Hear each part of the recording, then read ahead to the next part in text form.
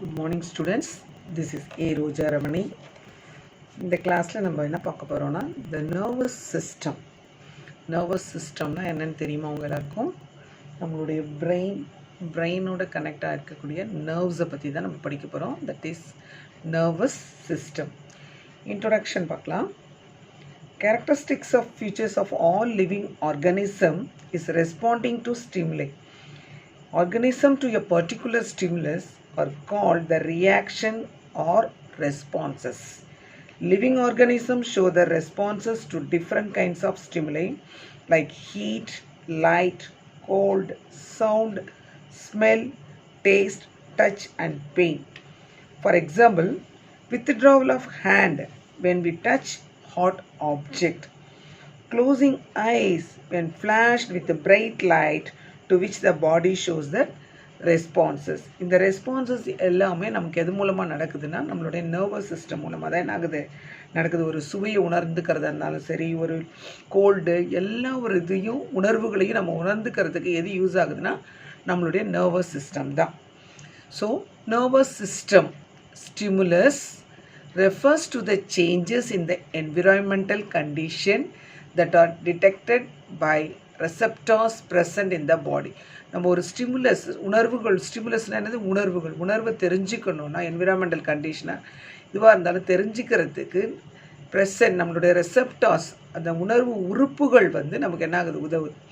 Relevant changes in the activities of organisms to a particular stimuli are called the reaction or responses.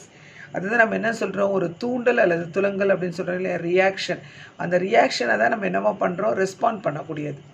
The working together of various organs in a systematic, நம்ம இதில் இருக்கக்கூடிய எல்லா ஆர்கன்ஸும் various organs எல்லாமே ஒரு மொத்தமாக ஒரு இதில் control ஆகுது. Systematic controlled and efficient way to the produce proper responses to various stimuli is called coordination. அதுதான் நம்ம என்னன்னு சொல்கிறோம்? கோஆர்டினேஷன், ஒருங்கிணைதல் சொல்கிறோம். எல்லா உணர்வுகளையும் ஒன்றா ஒரு இது என்ன பண்ணுது? கண்ட்ரோல் பண்ணுது. Efficient way to produce proper responses. அது ஒரு ப்ராப்பர் ரெஸ்பான்சஸ் நமக்கு கொடுத்து நமக்கு வேரியஸ் ஸ்டிமுலஸை தோன்றக்கூடியது தான் நம்ம என்னன்னு சொல்கிறோம்? கோஆர்டினேஷன் அப்படின்னு சொல்கிறோம். நெக்ஸ்ட் பாருங்கள். நர்வஸ் சிஸ்டமில் பார்த்தீங்கன்னா the nervous system is made up of nervous tissue. It is formed of neurons, neuroglia and nerve fibers. எத்தனை டைப்ஸாக பிரிச்சிருக்காங்க? 3 இருக்குது பாருங்கள். நர்வஸ் சிஸ்டம் என்னது? Made up of nervous tissue. It is formed என்னவா இருக்குது? Neurons, neuroglia and nerve fibres. First நியூரான்னா என்ன அப்படின்னு பார்க்கலாம். நியூரானுக்கு இன்னொரு பேர் என்ன? Nerve cell. Neuron or nerve cell. What is neuron? A neuron or nerve cell is the structural and functional unit of the nervous system. இது என்னது? நர்வஸ் சிஸ்டமோடைய ஸ்ட்ரக்சரல் அண்ட் ஃபங்க்ஷனல் யூனிட்டே எதுன்னு கேட்டிங்கன்னா நியூரான் தான். It is the longest cell. நல்ல ஞாபகம் வச்சுக்கோ, ஒன் வேர்டில் கேட்பாங்க. It is the longest cell of the human body. Human பாடியில் இருக்கக்கூடிய லாங்கஸ்ட் செல் என்னன்னு கேட்டால் நியூரான் தான். The longest cell of the human body with the length over 100 μm.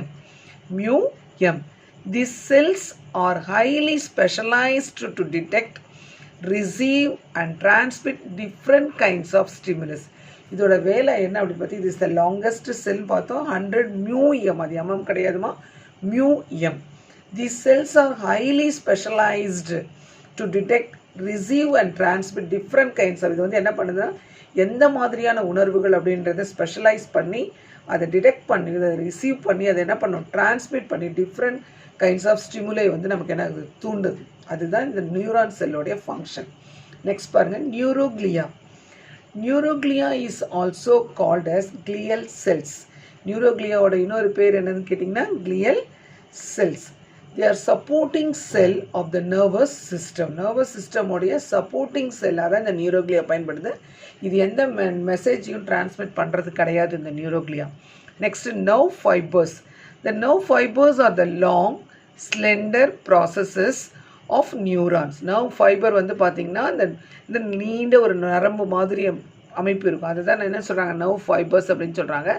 The number of nerve fibers are bundled. அந்த number of nerve fibers எல்லாம் ஒன்றா இணைஞ்சு ஒரு bundled up together to form nerves. அது வந்து என்னவா மாறுதுன்னா நர்வ்ஸாக மாறுது. நெக்ஸ்ட் பாருங்கள், ஸ்ட்ரக்சர் ஆஃப் நியூரான். இப்போ நியூரானோடைய ஸ்ட்ரக்சர் பார்க்கறதுக்கு முன்னாடி நெக்ஸ்ட் அந்த டயக்ராம் ஒரு தடவை பார்த்துடலாம். அப்போ தான் உங்களுக்கு வந்து அந்த ஸ்ட்ரக்சர் புரியும். ஒன் மினிட் பாருங்கள். இதுதான் ஸ்ட்ரக்சர் ஆஃப் நியூரான். நம்ம லோயர் கிளாஸஸ்லேயே படிச்சிருக்கோம். இந்த நியூரான் செல் எப்படி இருக்குன்றதோட அமைப்பு தான் நர்வ் செல். பாருங்கள், ஃபஸ்ட்டு நடுவில் இருக்கிறது வந்து நியூக்ளியஸ். அந்த நியூக்ளியஸை சுற்றி இருக்கிறது வந்து என்னது, அதில் இருக்கக்கூடிய நிசல் கிரானியூல்ஸ் தான் லார்ஜஸ்ட் கிரானியூல்ஸாக இருக்கும். அதை சுற்றி இருக்கிறது பாருங்கள், அப்படி முடி மாதிரி இருக்கு இல்லையா, அதுக்கு வந்து என்ன பேர்னா டென்ட்ரைட்ஸ் அப்படின்னு பேர். இந்த டென்ட்ரைட்ஸ் தான் வந்து உணர்வுகளை கடத்துறது, டென்ட்ரைட்ஸு. அதுக்கப்புறம் பாருங்கள், இந்த நியூக்ளியஸ் அந்த செல் பாடி வந்து என்னவா மாறுதுன்னா ஸ்வான் செல்ஸ். அது ஒன்றா வந்து இணைகிற இடம் வந்து என்னது, ஸ்வான் செல்ஸ். அந்த ஸ்வான் செல்ஸ் வந்து நடுவில் இருக்கிறது வந்து என்னது, ஆக்சான். ஆக்சானுக்கு அப்புறம் இருக்கிறது வந்து என்னது, அந்த கணு மாதிரி இருக்கு இல்லையா, அதுக்கு வந்து என்ன சொல்கிறாங்க, நோட் ஆஃப் ரானிவர் அப்படின்னு சொல்கிறாங்க. அந்த நோட் ஆஃப் ரானிவரை சுற்றி இருக்கக்கூடிய அந்த ஷீத்துக்கு பேர் வந்து மைலின் ஷீத்து. அடுத்து வந்து பார்த்திங்கன்னா இந்த ஆக்சான் வந்து என்ன ஆகுது, டெர்மினல் இணையக்கூடியது. இதோ அடுத்த நியூரானோட என்ன ஆகும், இது கனெக்ட் ஆகும், சினாப்டிக் நாப். புரியுதா? அதே பக்கத்தில் இருக்கிற டயக்ராம்லேயே பாருங்கள், இந்த டென்ட்ரைட்ஸ் கொடுத்துருக்கோம், நெசல் கிரானியூல்ஸ் அதில் டாட்டடாக கொடுத்துருக்காங்களே கலர்ஸில். அடுத்து வந்து செல் பாடி. இந்த செல் பாடியை நம்ம என்னென்னு சொல்கிறோம், சைட்டான் அப்படின்னு சொல்கிறாங்க. அடுத்து நியூக்ளியஸ், நடுவில் இருக்க செல் வந்து என்னது, நியூக்ளியஸ். அதுக்கப்புறம் இருக்கக்கூடிய செல்ஸ் வந்து நியூக்ளியஸோட என்ன ஆகுது, இணையிறது வந்து என்னது, ஸ்வான் செல். இந்த ஸ்வான் செல் வந்து இதை பக்கத்தில் இருக்க ஆக்சானோடைய, அந்த ஆக்சான் வந்து லாங் ஃபைபராக இருக்குது பாருங்கள், அதை சுற்றி இருக்க அந்த ஆக்சானை சுற்றி இருக்கிறது மைலின் ஷீத்து. மைலின் ஷீத்துக்கு அப்புறம் இருக்கிறது நோட் ஆஃப் ரானிவர் அப்படின்னு சொல்கிறாங்க. ஒரு கணுக்களாக பிரிஞ்சிருக்கும்.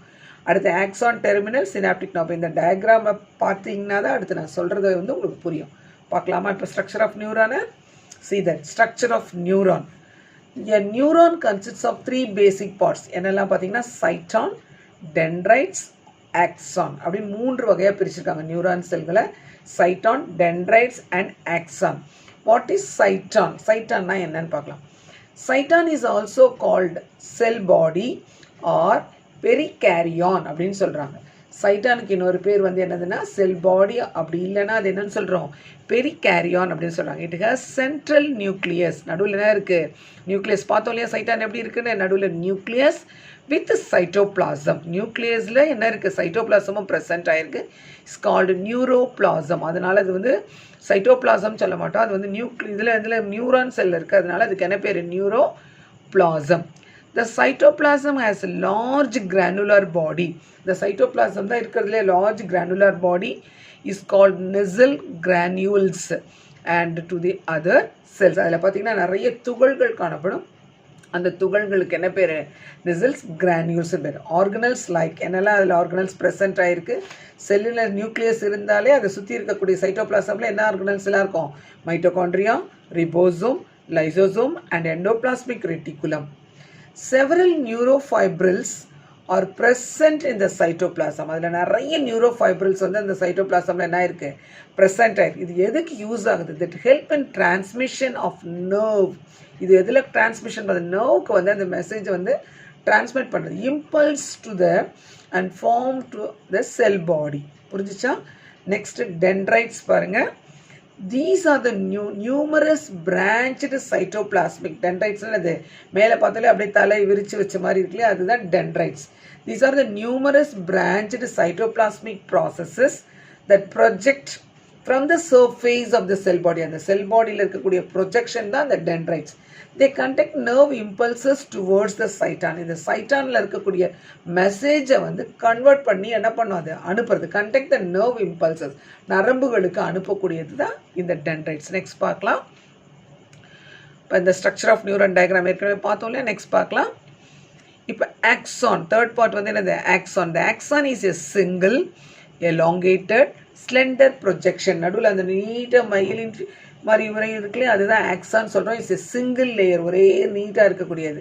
Elongated slender projection. நடுவில் ரானிவர் கிரானியூல்ஸ் பார்த்தோம் இல்லையா, அதுதான் என்னது, slender projection.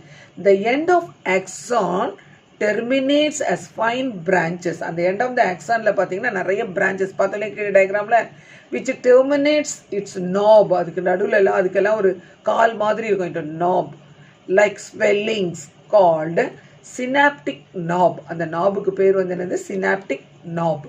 The plasma membrane of axon is called axolemma. The plasma membrane of axon க்கு வந்து என்ன பேர்னா axolemma, and the cytoplasm is called as axoplasm. It carries impulses away from the cyton. இதோட வேலை என்னன்னா சைட்டான்லேருந்து வரக்கூடிய அந்த மெசேஜை கேரி பண்ணி என்ன பண்ணுது, அது அப்படியே சைட்டான்லேருந்து கொண்டு போய் அடுத்து இருக்கக்கூடிய நர்வ் சர்க்கிளுக்கு கொண்டு போய் கொடுக்கறதா இந்த ஆக்சானோட வேலை.